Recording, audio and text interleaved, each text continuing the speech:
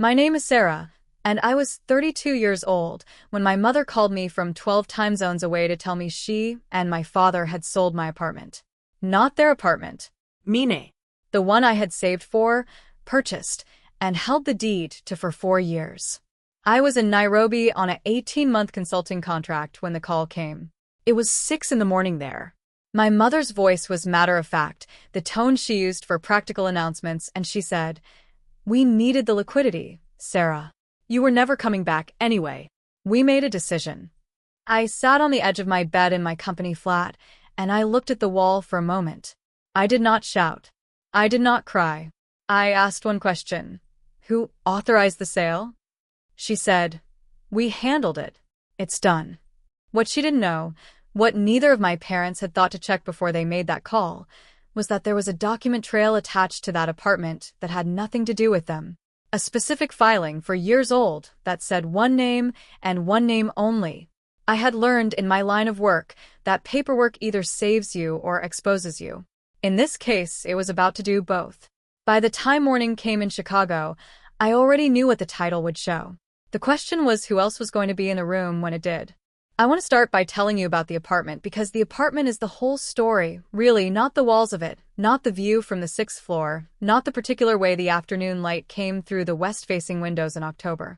What the apartment meant was something more specific than any of that. It meant that I had done something concrete and permanent in a world where my family had always treated my choices as provisional. I grew up in a household in the western suburbs of Chicago, Oak Park, to be specific, the kind of neighborhood where the houses have good bones and the libraries are well-funded and people take their children's education seriously. My parents, Cyrus and Miriam, were Iranian-American, first generation, and they had organized their lives around two things: stability and their older son, Darian. My brother was 4 years older than me, classically accomplished, pre-med from the age of 12, and the unmistakable center of gravity in our household. When Darian was in the room arranged itself around him. When I was in the room continued as before. I do not say this with bitterness. I have spent enough time understanding my family to know that the attention my parents gave Darian was not a subtraction from what they might have given me. It was simply where their energy went, as naturally as water finding the lowest point. Darian was the firstborn son of immigrants who had given up a great deal to come to this country, and he carried, in his parents' understanding, the proof that the sacrifice had been worth it. I was the younger daughter, 2 years behind him in school, and I was, in the family's operating framework, someone who would be fine. I was, in fact, fine. I was more than fine, though the family did not always have the language for what I was.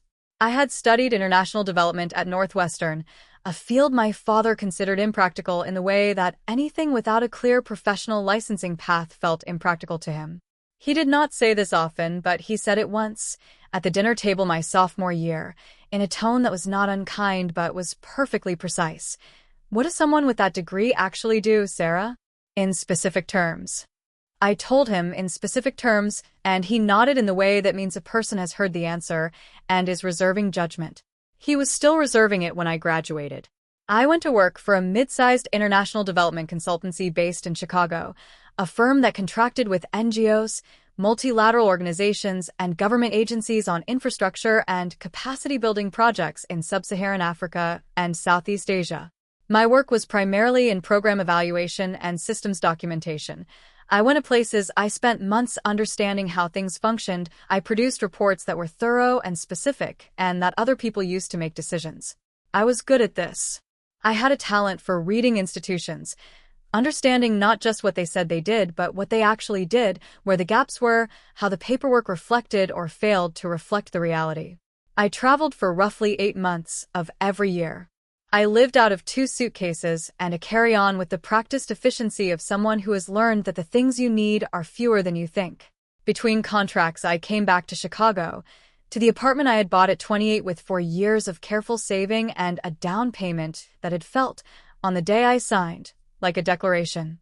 The apartment was in Logan Square, on the 6th floor of a converted warehouse building, 900 square feet with a galley kitchen and exposed brick on the north wall, and windows that faced west over a neighborhood that was still in the process of becoming what it was going to be. I had bought it for $262,000, put $40,000 down, and taken a 30-year mortgage on the remainder. I had done this alone, with no cosigner, no family contribution, no parental guidance sought or offered. The deed was in my name. Only my name. My parents had opinions about the apartment. My mother thought Logan Square was still too transitional, by which she meant not the kind of neighborhood that telegraphed the right things to the right people. My father thought a condo was a poor investment compared to a single-family home. Darian, who was by then a physician in a northern suburb, had said nothing specific but had a way of referencing my apartment as your place in the city that had a faint imprecision in it, as though it were a temporary arrangement rather than a property I owned. I noted these opinions. I did not adjust anything in response to them. The person in my family who understood what the apartment meant, who understood what it meant to plant a flag in the ground and say this is mine, and I did this, was my grandmother. Her name was Maman Bozorg, which means great mother in Farsi, though everyone called her Maman Bozi. She was 79 years old when this story begins, and she lived in a senior living community in Evanston that she had chosen herself, over my mother's preference for a facility closer to Oak Park, because she liked the lake view and the library, and the fact that she could walk to a good kebab place on Fridays. Maman Bozi had been born in Tehran, had married my grandfather at 20, had raised 3 children in Iran, and then, after my grandfather's death, had followed her son to America at 62 and remade herself with the completeness of someone who had decided that the second chapter of a life could be as full as the first. She spoke English with a specific musical precision. She had learned it late, and so each word was chosen rather than inherited, which gave her sentences a density that I loved. She read constantly, in both Farsi and English. She had opinions about architecture, about geopolitics, about the novels she was working through, and she held those opinions with the calm authority of someone who had earned them over a long time. She and I talked on the phone twice a week without fail. When I was abroad, she called on Sunday mornings my time, and we talked about whatever we were both thinking about, the project I was working on, the neighborhood she'd walked through, the book she was reading, what she thought about the news. She asked real questions and waited for real answers. I did not perform for her. I did not manage the version of myself I presented to her. With Maman Bozi, I was simply who I was, and that was, in the broader context of my family, a more unusual thing than it should have been. She had visited the Logan Square apartment once, shortly after I bought it. She had walked through each room slowly, running her hand along the exposed brick, looking out the west windows at the street below. She had turned to me afterward and said in Farsi, "This is yours. That matters." And then she had sat down at the kitchen table and asked me to make tea. I thought about that visit often when I was abroad. Not sentimentally, practically. It was a fixed point. The apartment was a fixed point. Whatever country I was in, whatever project I was assessing, I knew that the deed in the Cook County Recorder's office said my name and that the fixed point held. I had been in Nairobi for 5 months when the call came. My current contract was with a regional agriculture development fund, evaluating a set of irrigation infrastructure projects across 3 counties in central Kenya. It was demanding work, fieldwork heavy with long days, and the particular kind of exhaustion that comes from operating constantly in a language that isn't your first. My company flat was a 2-bedroom unit in a secure building in Westlands, shared with a colleague named Rowan, a Canadian systems analyst who made very good coffee and asked very few personal questions, which were both qualities I appreciated. I had spoken to my parents 4 times in 5 months. This was not unusual. When I was abroad, the family contact was low frequency and functional. My mother sent news about Darian's children. My father occasionally forwarded a news article he thought I might find relevant. I replied briefly and appropriately. There was no animus in the distance. It was simply the shape of the relationship, which had always been shaped more by adjacency than by engagement. Maman Bozi, I called every Sunday. She was the constant. The Sunday before my mother called, I had spoken to Maman Bozi for 45 minutes. She had been reading a history of the Silk Road and had a great deal to say about trade infrastructure that mapped, she believed, onto the irrigation work I was doing in ways I should consider. I took notes. I always took notes when she talked about things like this because she had a way of drawing connections that turned out to be useful. At the end of the call, she said, in her precise English, I've spoken with Afsun about the apartment. Afsun was my mother's first name. Maman Bozy never called her anything else. She has some ideas. I want you to know that I've spoken with Nader about this already. Nader was her own attorney, a man she had retained when she arrived in America and had kept ever since with the loyalty she gave to people who proved competent. I asked what ideas. Your mother thinks the apartment should be working for the family, she said. I have told Nader. I did not ask more. I trusted what she was telling me, which was that she knew something was in motion and had taken a step. I said, "Thank you, Maman Bozy." She said, "Keep your papers." A pause. "You have kept your papers?" "I have kept my papers." "Good," she said. And then, "Call me when things become clear." I had no idea, in that moment, how quickly clear would come. My mother called on a Wednesday morning, 6:12 a.m. Nairobi time, 10:12 p.m. the previous night in Chicago. The time of the call told me something by itself. My mother did not call late unless she had prepared what she was going to say and wanted to say it before she lost her nerve or revised it. I was awake. I had been up since 5 reviewing field notes. I answered on the second ring. She said my name once, and then she said, "We needed the liquidity, Sera. You were never coming back anyway. We made a decision." I understood the words in sequence. I processed them the way I had trained myself to process information in the field, without immediately attaching a response to them, holding the data point separately from the reaction. "Which apartment?" I said, which is not a question I should have needed to ask, but which gave me 4 more seconds. "The Logan Square apartment," she said. "We found a buyer through a family friend. It closed last week." "Who authorized the sale?" "We handled it." I noticed the absence of an answer to my actual question. I let that sit. "Mom," I said. "The apartment is in my name. How did you close a sale on a property in my name?" A pause. Shorter than I would have expected from someone who had just been asked to explain a mechanism. "Your father handled the paperwork. He had what he needed." "What did he have?" "Sera." Her voice shifted into the register she used for conversations she considered finished. "The family needed the money. Darian's practice is expanding. He needed capital for the build-out. You are abroad, you have your salary, you're not using the apartment. It was sitting there. We made a practical decision." I sat on the edge of the bed.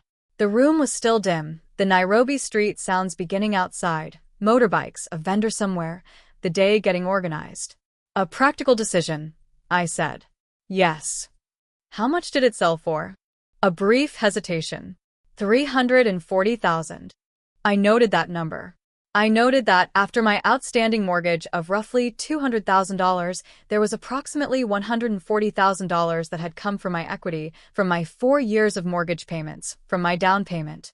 I noted that my mother was telling me this in the same tone she would use to tell me that she had donated my childhood bedroom furniture to a church sale while I was at college. "I'll call you tomorrow," I said. "Sera?" "Tomorrow," I said, and ended the call. I sat on the edge of the bed for another 2 minutes. The sky outside was beginning its very gradual shift from black to a deep Nairobi blue that was nothing like Chicago blue. Rowan was making coffee in the kitchen. I could smell it. The world was continuing to operate on its ordinary axis. I opened my laptop and pulled up the folder labeled Apartment, Legal. Inside it were scanned copies of my original purchase agreement, my mortgage documents, my title insurance policy, the deed as recorded with the Cook County Recorder of Deeds, and the title abstract I had requested at purchase, showing a clean chain of ownership.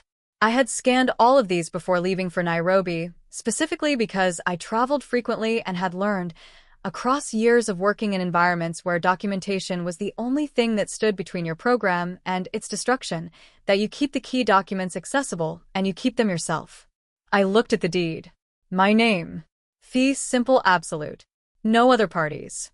I looked at the title insurance policy. Issued to me as the sole owner. Active. I opened a new email to the title insurance company's claims line, attached the policy number and a description of what I'd just been told, and sent it at 6:22 a.m. Nairobi time. Then I sent a second email to a property attorney in Chicago named Genevieve Marsh, who had handled the original purchase closing and whose card I had kept in the folder for 4 years. Then I got up, walked to the kitchen, accepted the coffee Rowan handed me, He raised an eyebrow. I shook my head slightly.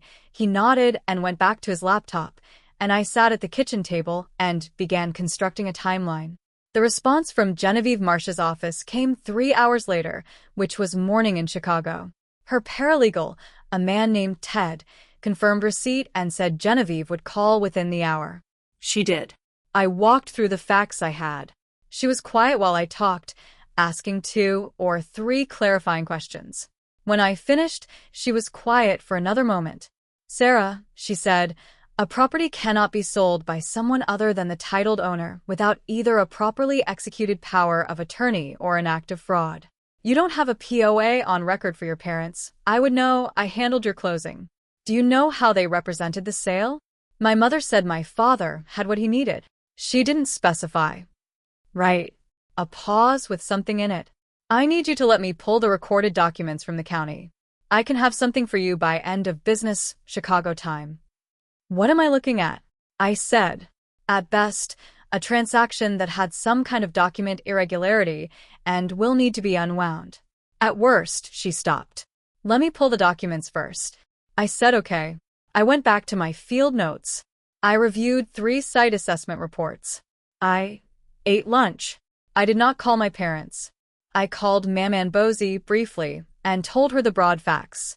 She was quiet for a moment. Then she said, Nader has already been in contact with someone about this. I told you I had spoken with him. You knew this was coming?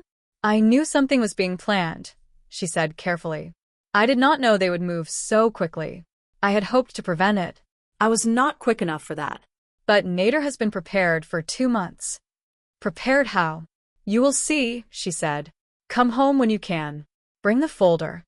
I already had the folder. Genevieve called back at 4:30 p.m. Chicago time, 11:30 p.m. Nairobi. Rowan had gone to bed. I sat on the small balcony of the flat in the Nairobi night and listened to her explain what the county records showed. My father had presented, at closing, a document purporting to be a power of attorney authorizing him to act on my behalf in the sale of the property. The document bore my name and what appeared to be my signature and a notarization. Was it valid? I asked, though I already knew. You tell me, Genevieve said. Did you execute a POA authorizing your father to sell your Logan Square apartment? No. Have you ever signed a document of that description? No. The word she used next was careful and professional. Irregularity. She said the word twice. She said she would be filing a claim with the title insurance company first thing in the morning and requesting the full recorded instrument from the county. She said I should plan to return to Chicago as soon as my contract allowed or earlier. How much earlier? I said. As early as possible would be advisable, she said. There's a buyer in this chain who acted in good faith and who is going to need clarity on their situation too. The sooner we can move, the better for everyone, including you. I booked a flight 2 days later for the earliest date my project lead could accommodate, 10 days out. I told my project lead there was a family legal matter requiring my return. He was understanding. I finished the site assessments I was responsible for, wrote up preliminary reports, handed my active files to a colleague, and packed. I did not call my parents in those 10 days. I called Maman Bosie twice. I called Genevieve once for an update. The title company had opened a formal claim and was reviewing the recorded instruments. Genevieve had referred the document irregularity question to a colleague who handled those matters. I did not call Darian, though I thought about it once and decided there was nothing useful in that call yet. I sat with what I knew, which was, I owned an apartment. The deed said so. No properly executed document had ever changed that, and the paper trail was complete on my side in a way that it was apparently not complete on the other side. I had spent 8 years working in environments where the integrity of documentation was the difference between a project that survived and one that didn't. I had never once allowed a gap in a paper trail on anything that mattered. I thought about Maman Bosie saying keep your papers 3 years before any of this happened, on the day I showed her the deed. I thought about the Silk Road conversation, about how the routes that lasted were the ones with clear records of passage. I flew out of Jomo Kenyatta International on a Thursday morning and landed at O'Hare 17 hours later with my laptop bag, my rolling carry-on, and the apartment, legal folder printed fresh from my cloud backup and organized in a new manila envelope. Rowan had made me a travel thermos of coffee for the airport. He was a good colleague. I told him I would be back in 3 weeks, and he nodded and said good luck in the way that means he understood enough to know something significant was happening. The flight was long. I slept for 6 hours and spent the rest of it reviewing documents and writing a chronological timeline in a spiral notebook I had bought at the Nairobi airport bookshop, the kind of timeline I would have produced for a program evaluation: dates, facts, sources, questions outstanding. When I landed at O'Hare, it was Thursday afternoon, Chicago time, gray and cold in the way Chicago is gray and cold in late November, the lake somewhere behind the skyline doing what it does. I took a rideshare directly to Genevieve Marsh's office in the Loop. Genevieve had scheduled a joint meeting for the following morning. Herself, her colleague Marcus Webb, who specialized in document matters, a representative from the title insurance company, and, at Genevieve's recommendation, in the interest of resolving the matter efficiently, all parties to the original transaction. That meant my parents, the buyer who had purchased the apartment in apparent good faith, and the buyer's attorney. I had not known, until Genevieve told me the evening before, that Maman Bosie had asked to be present. She called my office directly, Genevieve said, with a quality in her voice that I recognized as professional appreciation. She said she had documentation she wanted to bring. I said she was welcome. What documentation? She said you'd understand when you saw it. I picked up Maman Bosie from her senior living community in Evanston at 8 the next morning. She was waiting in the lobby in her Goodwill coat, a dark navy with a brooch on the lapel, carrying a leather portfolio I recognized. It had been my grandfather's, originally, a dark brown rectangular case with a brass clasp that she had brought from Tehran and maintained for 40 years. She had it tucked under one arm with the composure of someone carrying exactly what she intended to carry. She looked at me when I came through the door. I looked at her. She patted my arm once, the way she did, and said, "You look tired. You should eat." "I'll eat after," I said. "You'll eat on the way," she said, and produced from her coat pocket a foil-wrapped borek she had apparently made the previous evening. I ate it in the car. It was very good. The meeting was in a conference room on the 15th floor of an office building on South LaSalle Street. Glass-walled, long rectangular table, 8 chairs, a view northwest over the city that was partly obscured by low cloud cover. The room had the particular quality of conference rooms used for important practical matters: no decoration, excellent lighting, a water pitcher in the center of the table that no one would touch. Genevieve was already there, and Marcus Webb, and a woman named Patricia Cho from the title insurance company who had a tablet and a printed file, and the bearing of someone who had reviewed everything twice on the train in. The buyer's attorney, a young man named Ellison, was there with his client, a couple in their mid-30s named the Garcias who had entered this situation in good faith and whose faces, when I came in, carried the careful composure of people who are trying very hard not to let their anxiety be the most visible thing in the room. I felt for them. None of this was their fault. My parents arrived together, for minutes after me. My father was in his winter coat, the dark one, still holding his hat. My mother was in her good black coat. They came through the conference room door, and my father saw me first, and something happened in his face. A brief tightening, quickly managed, a recalibration of whatever he had expected this room to contain. He looked at Genevieve. He looked at Marcus Webb. He looked at Patricia Cho from the title company. He looked at the Garcias and their attorney. Then he saw Maman Bosie at the far end of the table, in her navy coat with the portfolio in front of her, and something in the set of his shoulders changed in a way that I will not name, but that I noted. "Maman," my father said in Farsi. Not a greeting. A register. Maman Bosie looked at him steadily. "Sit down, Cyrus," she said in English. My mother's hand had found the back of the nearest chair. She was gripping it, not dramatically, just the way a person grips something when they need a fixed point. Her knuckles had gone white at the tips. Genevieve said, "Thank you all for coming. I'd like to get started." My father sat down. My mother sat beside him. I sat across from them, next to Maman Bosie. I put my manila envelope on the table. Maman Bosie put her portfolio on the table. We did not look at each other, but I was aware, in the way you are aware of something solid next to you, of her presence. Marcus Webb set a folder of his own in front of him and adjusted his reading glasses.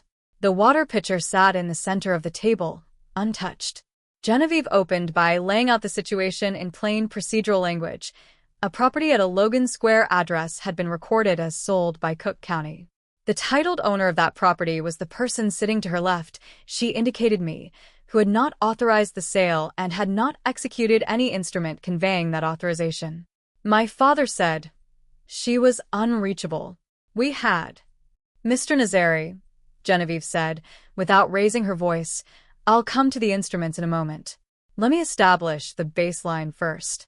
My father closed his mouth. She continued. The title chain for the property had been reviewed by Marcus Webb, who would speak to his findings. The title insurance company had opened a formal claim, and Patricia Cho would speak to the company's position. Before those presentations, she wanted to enter into the record the original deed of ownership. She slid a certified copy across the table. My name, the address, the Cook County recording stamp, the date, 4 years prior. This is the instrument of record for this property, Genevieve said. The sole title holder is Serafina Nazari. My full name, in the room. My mother was looking at the copy of the deed. Her pen, she had taken a pen from her bag when she sat down, as though she were attending a meeting she could take notes in, was held still between her fingers, not moving. Marcus Webb took over. He had the document that had been presented at closing, the purported power of attorney. He laid it on the table, face up, with the precision of someone who has handled documents for a long time and understands that where and how you place something on a table communicates your confidence in it. He described, in clear professional language, the elements of a properly executed POA under Illinois law. Notarization requirements. Witness requirements. The specific language required for a POA authorizing real property transactions. He described what the instrument on the table had, and what it lacked. The notarization, he said, had been performed by a notary whose commission had expired 14 months before the document's date. The witness signatures were undated. The document had been presented as valid at closing. The closing agent had not verified the notary commission status, which was an error in the closing process, and which was precisely why title insurance existed. The instrument, Marcus Webb said, is not valid under Illinois law. My father had gone very still. Not the stillness of someone at rest, the stillness of someone absorbing a sentence that is reorganizing several things at once.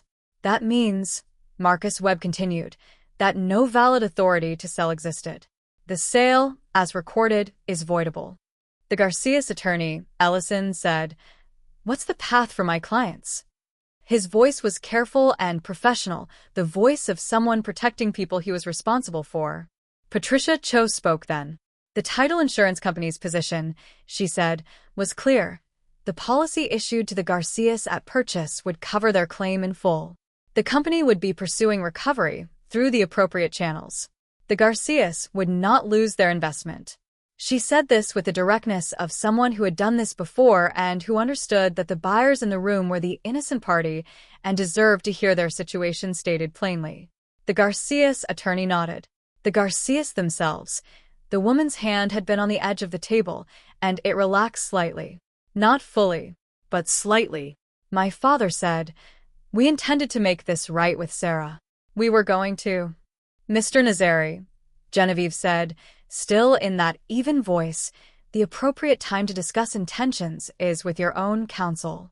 I'd recommend retaining someone before you say anything further in this room." A silence. My mother's pen was on the table now. She had put it down at some point during Marcus Webb's presentation, and it lay there on the notepad she had not written anything on. It was at this point that Maman Bosie opened the portfolio. She did it deliberately with the brass clasp, and she removed a set of documents that were held together with a clip. She slid them to Genevieve, not to my parents, not to the center of the table. Directly to Genevieve. "My attorney Nader Farzan prepared these," she said. "He was unable to attend today, but authorized me to present them." Genevieve reviewed them. A look passed between her and Marcus Webb. Brief, professional, the communication of two people who have just received something that fits the situation they are managing.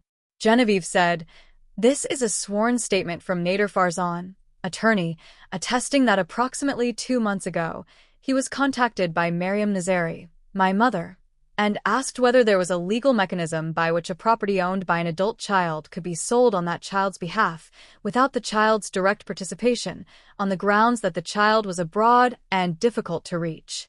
Mr. Farzan declined to advise on such a mechanism and noted that no valid mechanism of that description exists under Illinois law. He prepared this statement at the request of his client, Farida Nazari. Farida, Maman Bozi's given name, which almost no one used. The name on her own documents, on every instrument she had ever signed. The room was very quiet.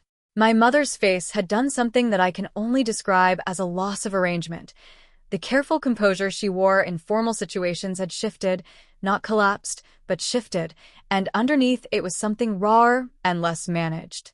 My father was looking at Maman Bozi, his mother, the woman who had followed her son to a new country, who had sat at his dinner table for 22 years, who had now handed a sworn legal statement attesting to his wife's inquiry about how to circumvent their daughter's property rights to the attorney who was preparing to unwind their transaction.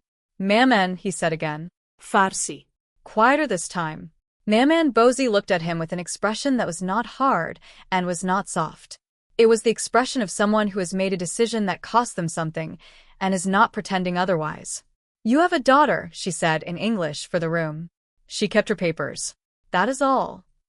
I looked at the northwest view, through the glass wall. The low cloud cover had shifted slightly, and there was a thin line of lake visible at the horizon, gray-blue, the particular color of Lake Michigan in November. I kept my hand still on the table and my breathing level, and I did not add anything to what she had said. Genevieve said, I'd like to discuss next steps. She did. The path forward was clear. The sale would be unwound through the title insurance mechanism. The Garcias would be made whole. The property would revert to its titled owner. Additional proceedings regarding the document irregularity were a matter for appropriate counsel and the relevant authorities, in whose direction Genevieve was careful not to point in this room, but whose existence she did not pretend away. She looked at my parents once when she said that. My father's jaw was set. My mother's hands were in her lap. She distributed summaries to each party and closed the folder. We'll be in touch with next steps for all parties, she said. Thank you for coming. We left in the same specific sequence that these rooms always produce. The attorneys first, speaking in low professional voices, then the Garcias and Ellison. I caught the woman's eye briefly as she passed, and she gave me a look that contained something complicated, which I understood, and I nodded once. Then Maman Bozi and I, then my parents. In the elevator bank, my father and I were briefly adjacent while the others moved toward different cars. He did not look at me. He said in a low voice, This was not what I intended for this to become. I know, I said. I was trying to. I know what you were trying to do, I said. That's not the same as having the right to do it. The elevator arrived. I held the door for Maman Bozi. We rode down without my parents. On the street, the November air was sharp and the light was flat, and the city went about its business around us with complete indifference to what had just happened on the 15th floor. Maman Bozi tucked the portfolio under her arm and looked at me. Are you all right? She said. I'm all right, I said. Good. She looked at the street. Now take me to lunch. I want soup. I took her to a Persian restaurant on Devon Avenue that she had been to before and liked. We sat at a corner table and she ordered gourmet sabzi and I ordered ash reshta, and we did not talk about the meeting for the first 20 minutes. We talked about the Silk Road history she had been reading. We talked about the irrigation project in Kenya and what she thought was interesting about it, which was a great deal. Eventually, over tea, she said, Your father will call you. I know. It will take him some time to find the words. That's fine. She looked at me. Your mother will be harder. She will find a way to make this into something that happened to her. I said nothing, because this was true and she knew it was true, and we did not need to add more words to it. But eventually she said, She will call too. Because you are her daughter, and that is the one thing that doesn't void. I thought about that word. Void. She had heard it in the meeting, and she was using it now with the precision she used for English words she chose deliberately. You kept your papers, she said again. I learned from you, I said. She made a sound that was not quite a laugh, but was in the same neighborhood. From your grandfather, she said. I kept his papers, too. The calls came in the order Maman Bosie had predicted. My father called 4 days after the meeting, on a Sunday morning. He was brief and precise, the way he was with things that were difficult. He said he had retained an attorney. He said he understood the situation was serious. He said, and this was the sentence that cost him the most, I could hear it, that he should have spoken to me before acting. Not asked permission, just spoken to me. He said, you had the right to know what was being considered. I said, yes, I did. He said, I'm sorry, Sera. I sat with that for a moment. It was a real sentence. It was not a managed sentence. I said, I know. And I meant it as an acknowledgement, not a release. Those were two different things, and we both understood that. My mother called 9 days after the meeting. It was an evening call, which was her difficult conversation time. She spoke for 6 minutes before I said anything, moving through the positions Maman Bosie had predicted. The stress my father had been under, the way things had spiraled beyond what she'd intended, the genuine belief that I was not coming back, that the apartment was sitting there, that the family needed to be practical. Then she said, I didn't think you would find out so quickly. The deed is public record, Mom, I said. I would have found out. I thought by then. What? I said gently. What did you think would happen by then? A long silence. I don't know, she said. And for the first time in the conversation, the management dropped out of her voice, and what was under it was something smaller and less organized. I think I thought you'd understand. The way you always understand. I heard that sentence clearly. I understand a lot of things, Mom, I said. Understanding isn't the same as agreeing. And it isn't the same as not matching. She did not respond immediately. I could hear her breathing. I know, she said finally. We stayed on the line for another minute without speaking. Then she said she would call again soon. I said okay. We hung up. Darian called 3 weeks later. He had been in contact with my parents' attorney and had, apparently, spent some time understanding the full picture of what had happened before he called me. He said, they used my practice expansion as the reason. I need you to know I didn't ask them to do this. I didn't know about it until after. I believe you, I said. I would never, he stopped. It's not how I would handle anything. I know, I said. Are we okay? He said. I thought about this. Darian and I had never been close in the way that some siblings were close. We were not hostile. We were not estranged. We were two people who had grown up in the same house and had been formed by it differently and had gone in different directions. None of that had changed. We're okay, I said. This isn't about you. He exhaled. Thank you. Tell your kids I'll bring them something from Kenya when I go back, I said. They'd like that, he said. The legal resolution took 5 months. The sale was unwound through the title insurance mechanism. The Garcias received full recovery on their investment through the policy, plus associated costs, and moved forward to purchase a different property. The document irregularity was referred to the appropriate county office, which investigated and reached its own conclusions. That process produced findings that I will not detail here, because it is not my story to tell in full, except to say that my parents retained attorneys and the matter was resolved in the way that such matters are resolved, with consequences that were financial and reputational and significant, and that involved the kind of paperwork that does not go away. I returned to Chicago in March. The apartment was mine again, had always been mine, as the deed had always said. I stood in it on a Saturday afternoon in the particular way you stand in a space you thought you'd lost, running your hand along the exposed brick, looking out the west windows at the neighborhood that was still becoming what it was going to be.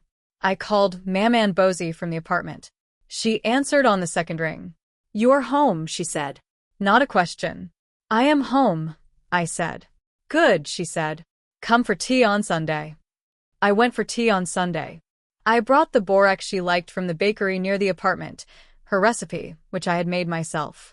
She ate one and declared it acceptable, which from Maman Bosie was a high rating. We sat at her table in Evanston, and she showed me the chapter she was reading about the Silk Road trading posts of Samarkand, and I told her about the irrigation fieldwork I was finishing up, and the light came through her east windows the way it does in early spring, thin and hopeful and unreliable, and I sat with her and drank tea and did not need anything else. Here is what I came to understand in the months between that Nairobi morning and the Saturday I stood again in my own apartment.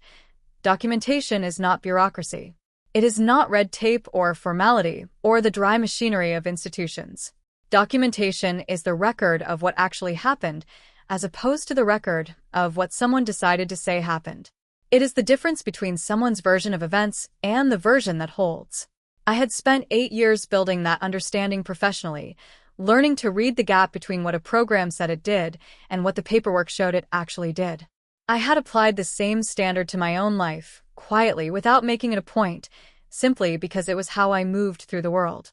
My grandmother had told me to keep my papers before I knew I would need them.